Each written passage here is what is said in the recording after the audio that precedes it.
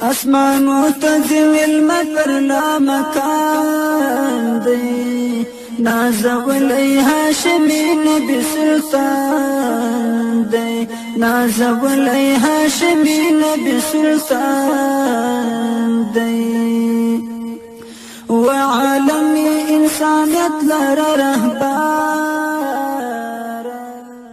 بسم الله الرحمن الرحيم.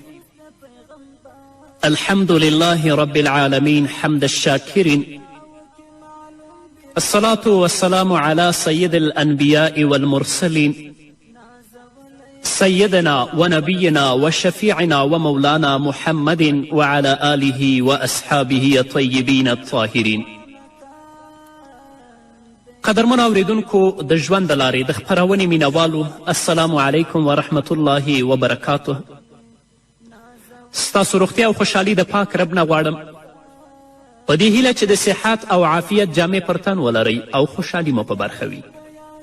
دا دی زه محمد یاسین فهیم د ژوند د لارې د خپرونې په وړاندې کولو کې ستاسو په خدمت کې یم. زموږ د نن ورځې د خپرونې موضوع بیا هم د قیامت علامات.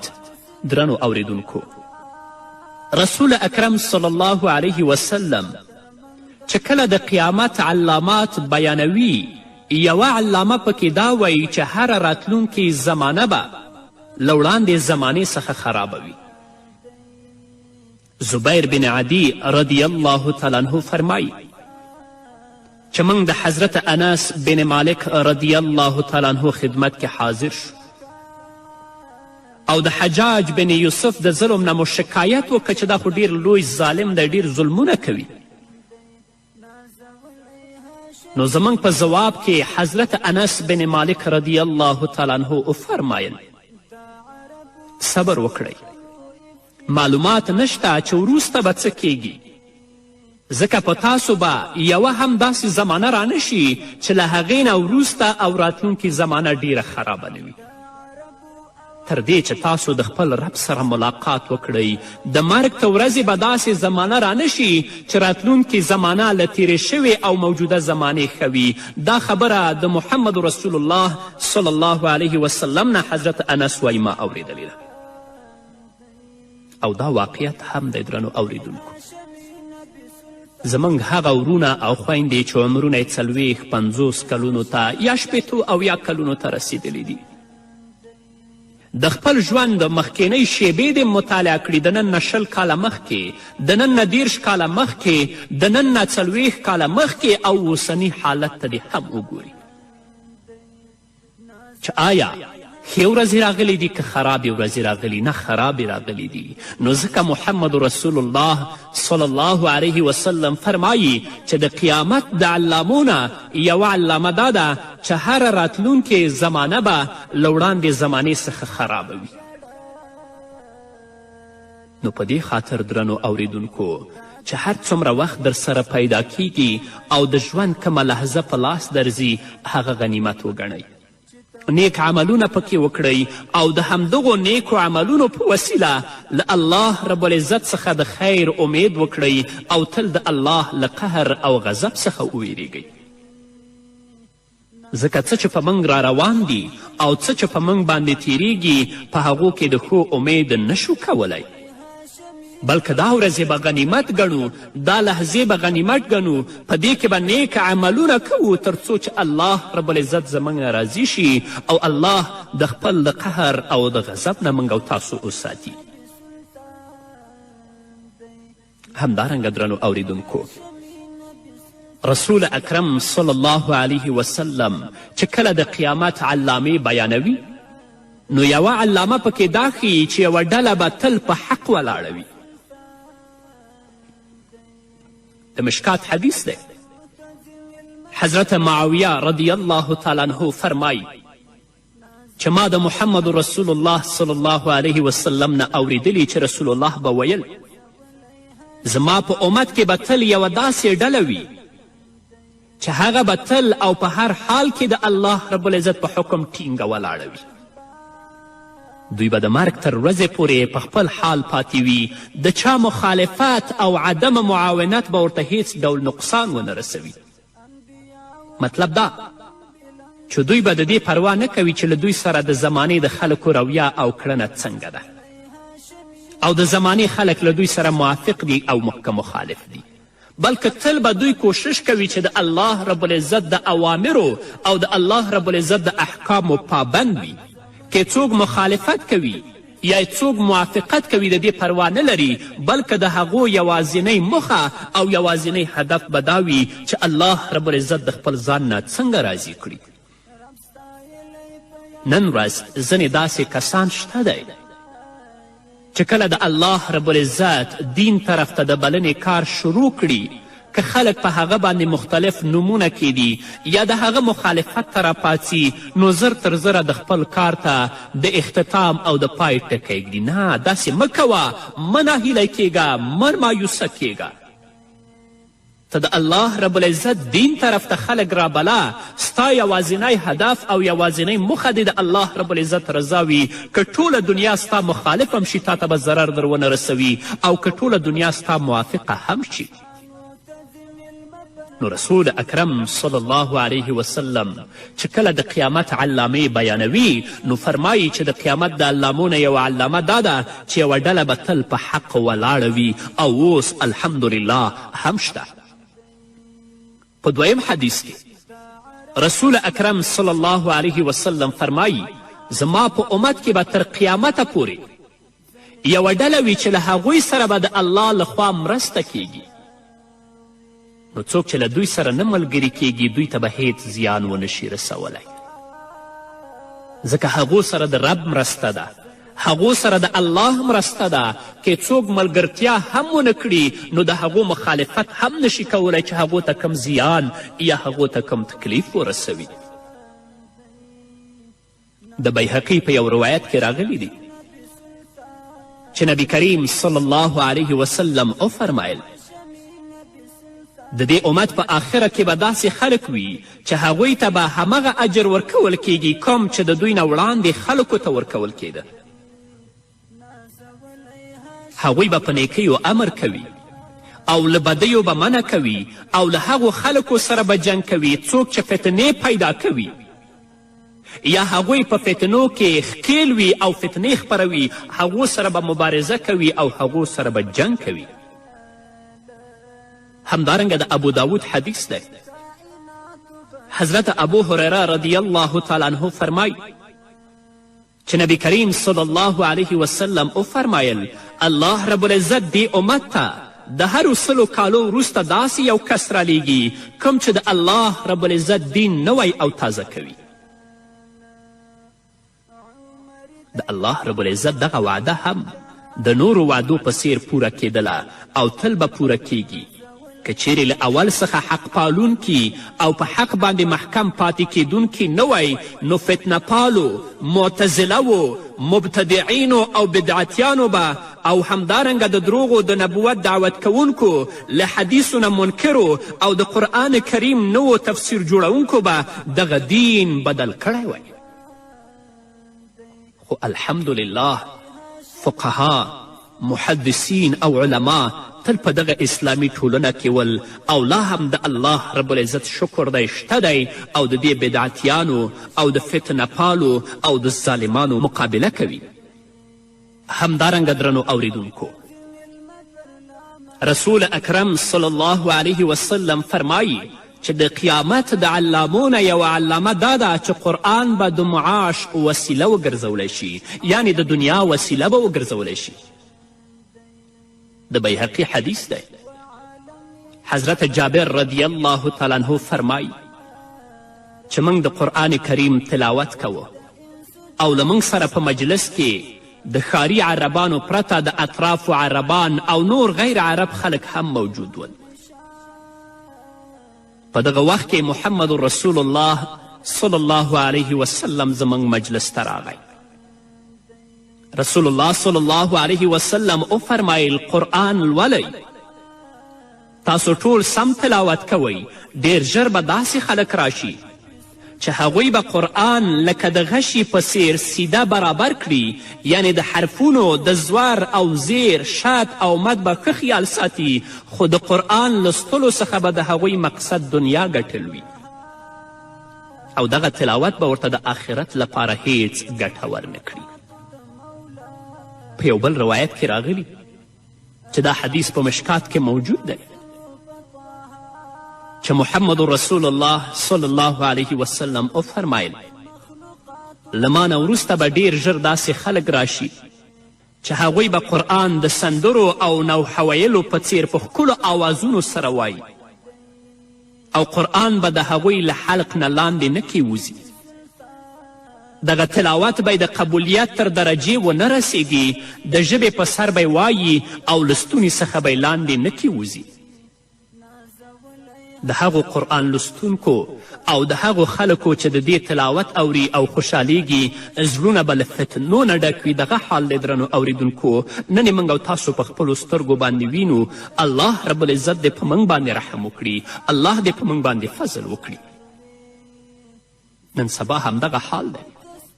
څوک چې په جماعتونو کې قرآن لولي نو سوال به پرې کوي، راشي هلته درته یو ساعت تقریر وکړي، د قرآن کریم آیتونه ولولي، د نبی کریم صلی الله علیه وسلم احادیث ولولي، خو په پای کې به د قرآن په لوستلو باندې سوال کوي. بل څه به هدف او بل څه به موخه نه وي. داسې کسانو ته په جوماتونو کې وخت مه ورکوئ چې قرآن یې د دنیا د ټولولو وسیله ګرځولی وي. همدارنګه په دریمه او څلوېښتمه کې د قرآن لوستلو له امله خلک خپل عزت لوړول غواړي. د مړي په قبر تر 40 ورځو پورې د قرآن لوستلو اجره اخیستل کیږي. په ځینې ځایونو کې دا رواجونه شته. په تراویحو کې د قرآن د ختم په صورت کې خپله خیټه چلول کیږي. دې ته ورته په نورو ځایونو کې ختمونو کولو کې هم روپۍ اخیستل کیږي. د قرآن د مخارجو د قرآن د حروفو د صفاتو ښه خیال ساتل کیږي، مګر په قرآن پوهیدلو او عمل کولو څخه ټول لرې دي. تاسو به وینئ چې 11 میاشتې لمنځونه قضا کړي، ګیره لنډه کړي یا ګیره ورښیي، حرامه روزي ترلاسه کړي، خو کله چې د روژې مبارکه میاشت راشي نو په جای نماز باندې ورپرېوځي، په سجدو به شروع وکړي او قرآن ته به غوږ ونیسي او یا به خلکو ته وایي. خو کله چې د روژې مبارکه میاشت تیره شي بیا به هغه بېنمازي وي، هغه سود او هغه حرام به وي. الله رب العزت دې په موږ او تاسو باندې رحم وکړي.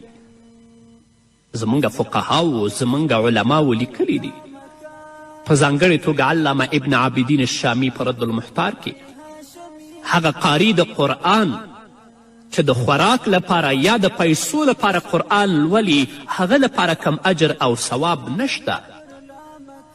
نو کله چې د هغه لپاره اجر و ثواب نشته دی نو بل چا لپاره به څنګه دا ایصال د ثواب وکړي چې هغه ته ثواب ورولېږي. نو زما د درنو قاریانو نه، د علماو نه، د طلباو نه دا هیله ده کم ځای کې چې تاسو د قرآن ختم ته ځئ، ستاسو یوازینی هدف دې د الله رب العزت رضا وي، نه د هغه پیسې د ستاسو هدف او مقصد وي او نه د هغه خوراک د ستاسو مقصد او هدف وي، بلکې د الله رب العزت رضا د خپل هدف او مقصد وګرځوئ تر څو چې الله رب العزت تاسو ته اجر درکړي. د دې نه وروسته که تاسو چاسو ته ثواب بخئ چې الله رب العزت هغه هم ورسوي. الله رب العزت دې موږ او تاسو ټولو ته د نیکو اعمالو توفیق راکړي تر څو چې زموږ رب زموږ او ستاسو نه راضي شي. په همدې هیله درنو اوریدونکو نور به واورو خو د یوې دمې نه وروسته. اسمانو ته ځي لمر پر لامکان دی، نازولی هاشمي نبي سلطان دی. اسمانو ته ځي لمر پر لامکان دی، نازولی هاشمي نبي سلطان دی، نازولی هاشمي نبي سلطان دی. وعالم انسانیت لره رهبر. درنو اوریدونکو بیا هم زموږ سلامونه ومنئ. همدارنګه رسول اکرم صلی الله علیه وسلم کله چې د قیامت علامې بیانوي نو د هغو علامو نه یو علامه دا ده چې د محمد رسول الله د احادیثو نه به انکار وکړی شي. خلک به د رسول الله احادیث نه مني. مشکات حدیث دی. حضرت مقدام بن معدی کرب رضی الله تعالی عنه فرمایی چې محمد رسول الله صلی الله علیه وسلم وفرمایل خبر اوسئ یقینا چې ماته د الله رب العزت له طرفه قرآن راکول شوی دی او د قرآن په څیر نور احکام هم الله رب العزت ماته راکړي.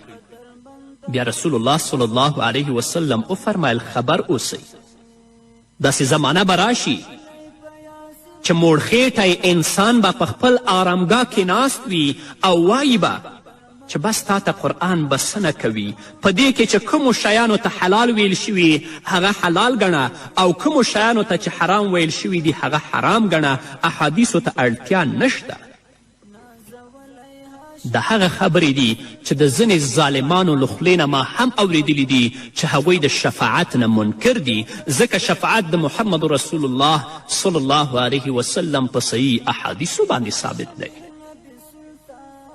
حضرت مقدام رضی الله تعالی عنه فرمای چې رسول الله صلی الله علیه وسلم یو ځل بیا وویل په داسې حال کې چې د رسول الله صلی الله علیه وسلم حکم چې د کوم شي د حراموالي په اړه کړی وي هغه داسې دی لکه الله رب العزت چې د کوم شي د حراموالي حکم کړی وي. ځکه الله فرمایي ما آتاکم الرسول فخذوه وما نهاکم عنه فانتهوا. د رسول اکرم صلی الله علیه وسلم دغه پیشګویي او دغه وړاندوینه له ډیرې مودې را په دې خوا په حقیقت بدله شوې او تر اوسه پورې را روانه ده.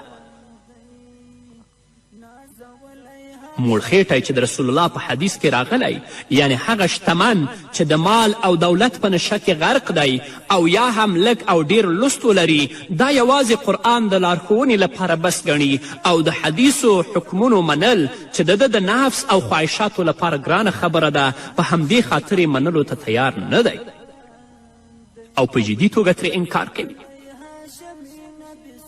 او ځینې مفسدین او منکرین د احادیثو به دا وایي چې نبی کریم صلی الله علیه وسلم احادیث په هغه صحیح طریقه باندې نه دي پاتې ګډوډ شوي دي. علماو پکې لاسوهنه کړې او یوازې د دوی د خولې خبرې دي. دا مفسدین به دا وایي. حتی د ځینې ظالمانو د خولې نه ما دا هم اوریدلی دي چې صحیح البخاري ته ناصحیح البخاري وایي. صحیح البخاري ته ناصحیح البخاري یعنی غیر صحیح البخاري وایي. د آخرت په ورځ به دا منکرین د حدیث د الله رب العزت په حضور کې دریږي او الله رب العزت به ترې پوښتنه کوي ځکه الله وایي وما ینطق عن الهوى ان هو الا وحی یوحى. محمد رسول الله صلی الله علیه وسلم له خپل ځان نه خبرې نه کوي. کومه خبرې چې محمد رسول الله کوي هغه د الله له طرفه هغه ته وحی ده. د ظالمان نه پوهیږي چې سړی په قرآن تر هغه وخته نشي پوهیدی تر څو چې په احادیثو پوه نشي. ځکه د نبی کریم صلی الله علیه وسلم احادیث د قرآن تشریح ده او د قرآن د آیتونو تفصیل په نبوي احادیثو کې پروت دی. کله چې سړی له نبوي احادیثو انکار وکړي نو هیڅ کله به په قرآن باندې پوه نشي او نه به ترې مطلب واخیستلی شي. الله رب العزت په صورت حشر کې فرمایي وما آتاکم الرسول فخذوه وما نهاکم عنه فانتهوا. څه چې رسول اکرم صلی الله علیه وسلم تاسو ته درکوي یعنی په څه چې درته د کولو حکم کوي هغه واخلئ او ویې کړئ او له څه شي نه چې هغه تاسې منع کوي له هغه نه منع شئ ځان بچ کړئ. موړخیټی یا په مړه خیټه ډوډۍ خوړونکی رسول الله صلی الله علیه وسلم ځکه ویلی دي چې غریبو ته خو دومره وخت په لاس نه ورځي او نه ورسره دومره وخت شته چې په دلته او هلته او بېمعنا بحثونو خپل دین برباد کړي. ټول شتمن زما مراد نه دي بلکې مفسدین شتمن. ځکه مفسدین شتمن د شیطان هدف او مقصد پوره کوي چې لږ غوندې مطالعه وکړي بیا محقق ته جوړ شي او حتی دا دعوا کوي چې زه ابو حنیفه د وقت یم. بیا د سود او د رشوت په رواوالي باندې فتواوې هم ورکوي. الله رب العزت دې په موږ باندې رحم وکړي او د دې آخر زمان فتنو نه دې الله رب العزت موږ په خپل حفظ و امان کې وساتي. همدارنګه درنو اوریدونکو، رسول اکرم صلی الله علیه وسلم چې کله د قیامت علامې بیانوي نو فرمایي چې نوې عقیدې او نوې حدیثونه به رواج شي. د مسلم حدیث دی. حضرت ابو هریره رضی الله تعالی عنه فرمایي چې رسول الله صلی الله علیه وسلم ویلی دي په آخره زمانه کې به داسې لوی لوی دروغجن او مکار خلک پیدا شي چې تاسو ته به داسې خبرې کوي چې نه به تاسو اوریدلی وي او نه ستاسو پلرونو، له ځانه به خبرې کوي او وایي به چې دا د الله خبرې دي او دا د رسول الله صلی الله علیه وسلم خبرې دي. تاسو له هغوی نه ځانونه وساتئ او هغوی له ځانه وساتئ، هسې نه چې هغوی تاسې بېلارې کړي او په فتنو کې مخکیل کړي. داسې خبرې به درته کوي چې هغو لپاره نه په قرآن کې اصل شته او نه هغو خبرو لپاره د محمد رسول الله په احادیثو کې کم اصل شته، بلکې د ځان نه به جوړې شوې خبرې تاسو ته وړاندې کوي. محمد رسول الله وایي چې د دې خلکو نه ځان وساتئ، ځکه د دې خبرې د قرآن او د حدیث خلاف دي، تاسو به په فتنه کې واچوي. ملا علی قاری رحمه الله د دې حدیث په تشریح کې لیکي دغه خلک به دروغجنې خبرې کوي، نوي احکام به جاری کوي او غلطې عقیدې به راوباسي. دغه ډول خلک ډیر تیر شوي دي. د غلام احمد قادیانی نوم به تاسو اوریدلی وي. د هغه مرتد او هغه کافر و چې ده به ویل چې حضرت عیسی علیه الصلاة والسلام مړ دی. همدارنګه دې ظالم د نبوت له ختمېدو څخه انکار کړی و او د ځان په اړه ویل چې زه نبی یم. له دې پرته نورې هم ډیرې بېځایه او بېمعنا خبرې او کیسې مشهورې دي. اوس کې هم ځینې داسې ظالمان شته بې علمه چې په قرآن او په حدیث باندې نه پوهیږي، څو ځل یې چې سبحان الله او الحمدلله ویلې او جاهله مریدان یې ځان ته راټول کړل، العیاذ بالله سبا دعوه کوي چې زه یا مهدي یم او یا پیغمبر یم. تاسو به اوریدلی وي. د اسلامي ملت لپاره تر ټولو ستره فتنه دا ده چې هره باطله ډله چې له ځان سره باطله او فاسده عقیده راوړي نو منونکي له قرآن او حدیثو څخه د خپلې باطلې او غلطې عقیدې د اثبات کوشش کوي. لکه څنګه چې نن سبا خلک په دې هڅه کې دي چې کمونیزم له قرآن څخه ثابت کړي او همدارنګه موجوده جمهوریت ته د اسلام مطابق جمهوریت وایي، او حال دا چې اسلام کې اصلا نشته دا څیزونه. الله رب العزت دې په موږ او تاسو باندې رحم وکړي. الله رب العزت دې په خپل فضل او رحم او کرم سره د دې فتنو نه موږ ته نجات راکړي. په همدې هیله درنو اوریدونکو دا وه زموږ د نن ورځې خپرونه چې ستاسو درانه حضور ته وړاندې شوه. تر بلې خپرونې پورې چې زه بیا هم ستاسو درانه حضور ته راځم، تاسو ټول په لوی الله سپارم. پاتې ژوند مو نیکمرغه، ښاد، بریالي او کامیاب اوسئ. هاشمی نبی سلطان دی، نازولی هاشمی نبی سلطان دی، وعالم انسانیت لره رهبار، وطولی دا انسو جز دا پیغمبار، انبیاء کی معلوم بلند شان دی، نازولی هاشمی نبی سلطان دی، اسمانو تزم علم پر لا مکان دی، نازولی هاشمی نبی سلطان دی، نازولی هاشمی نبی سلطان دی، رب ستایلی پا یاسین و پا طاہائی، قدر بند مخلوقات د مولائی، رب ستایلی پا یاسین و پا طاہائی، قدر بند مخلوقات د مولائی، و بدرنگوری واجنو تخکلا دی، نازولی هاشمی نبی سلطان دی، اسمانو تزم المبر لا مکان دی نازولی هاشمی نبی سلطان دی نازولی هاشمی نبی سلطان دی دا عربو او عجمو افتخار وی زلید لیلک ستور دا سماوی دا عربو او عجمو افتخار وی زلید لیلک ستور دا سماوی